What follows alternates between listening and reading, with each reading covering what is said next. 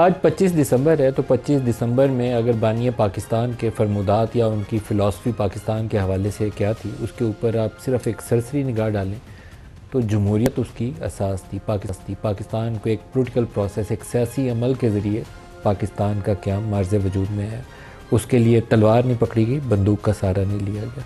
तो बानिया पाकिस्तान की जो फ़िलासफ़ी थी वो इंसानी हकूक़ के हवाले से थी, इंसाफ के हवाले से थी, ह्यूमन राइट्स के ऊपर बहुत ज़ोर था, शख्सी आज़ादियों के ऊपर ज़ोर था। फिर इसी तरीके से मज़हब को बुनियाद नहीं बनाया। उन्होंने कहा कि you are free to go to your temple, you are free to go to your mosque. आपका जो भी मज़हब हो, रियासत को उससे कोई लेना देना नहीं।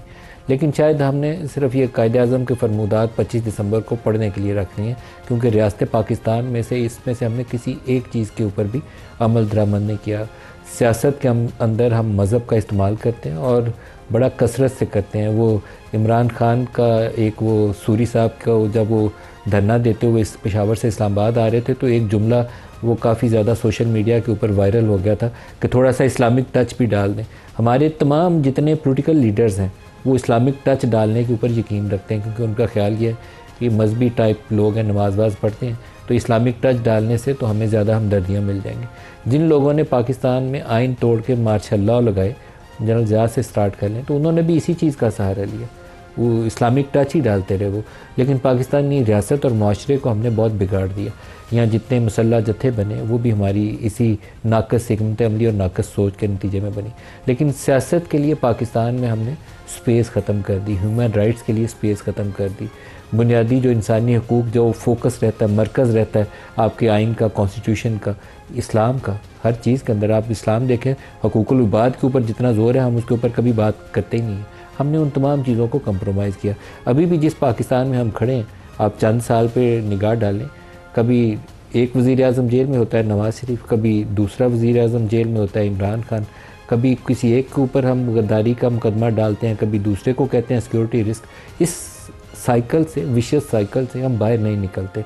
और उसमें हमारी नैरो माइंडेडनेस ये है कि तमाम पॉलिटिकल लीडर्स, उनका इन्हिसार या उनकी आस उम्मीद वो इस्टेब्लिशमेंट के साथ जुड़ी होती है कि हम इनकी हमायत से इक़्तिदार में आ जाएंगे। इक़्तिदार में आ जाते हैं, 3 साल बाद फिर जेल में पड़े होते हैं, लेकिन अपनी इस रविश को सुधारने के लिए और मामलात को बेहतर करने के लिए कोई तैयार नहीं है। अभी जो बातचीत के ऊपर प्राइम मिनिस्टर ने दावत दी इमरान खान को कि हम PTI से या अपोजिशन से मुज़ाकरात के लिए तैयार हैं, उसके ऊपर तहरीक आईन पाकिस्तान, बुनियादी तौर पर अरचकज़ई को इमरान खान ने ऑथोराइज़ किया कि वो बातचीत के लिए बाइख्तियार है।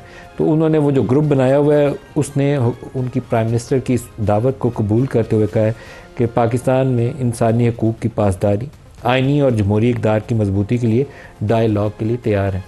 अब अगर यहाँ पर सियासतदानों की वो जो कुता अंदेशी है उसके ऊपर थोड़ी सी तनकीद ना करें तो बड़ी ज़्यादती होगी। सियासत के लिए माहौल बनाना और वो उस स्पेस को इस्तेमाल करना, ये सियासत में महारत का नाम है। पाकिस्तान में सियासत नहीं हो रही है। यहाँ हम एक दूसरे के ऊपर फतवे सादर कर देते हैं, या कह देते हैं ये सिक्योरिटी रिस्क है, या कह देते हैं जब तक ये कुर्सी पे रहा तो उसके बगैर पाकिस्तान आगे नहीं चल सकता। सियासतदान अपनी सियासत से, बातचीत से माहौल बनाते हैं। सिर्फ सड़कों के ऊपर एहतजाज भी एक सियासी अमल का हिस्सा होता है, लेकिन सड़कों के ऊपर बंदूक, लाठी का इस्तेमाल, आग जलाओ गिराओ, इसका अगर ज़रूरत से ज़्यादा इस्तेमाल किया जाए तो फिर ये नुकसानदेह हो जाता है। यही पाकिस्तान में पिछले चंद साल में हो रहा है। सड़क को बहुत ज़्यादा गरमा दिया गया, लेकिन उसके नतीजे में सियासत कहीं पसे पुश चली गई है।